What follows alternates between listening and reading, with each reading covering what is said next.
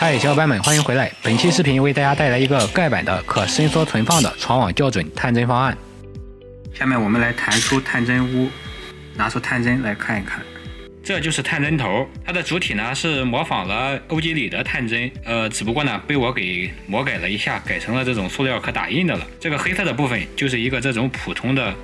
3引角的微动开关，像那种鼠标上，普遍就是采用的这一种，非常便宜。这种微动开关最左边和最右边这2个引角，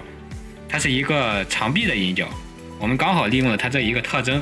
可以用来判断探针有没有被吸引到底座上。这个我会在以后的配置文件里特别说明。除了这一个微动开关之外，上面就剩下了这2个磁铁了。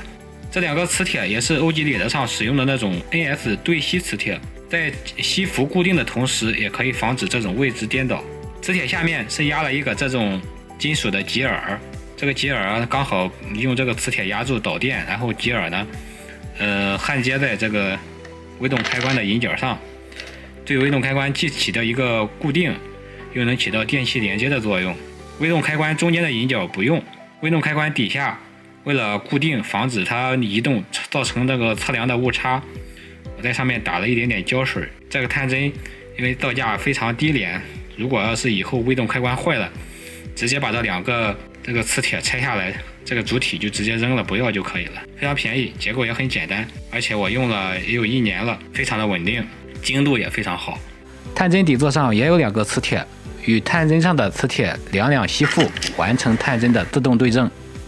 这个探针座底部就是这个样子，这上面有打的2个孔，前面这个孔是穿线的，这一个孔是安装磁铁的。这样我刚好利用了这种 EV 喷嘴，它这个地方中间的这一点点这个空间，然后我又重新给设计了这2个底座。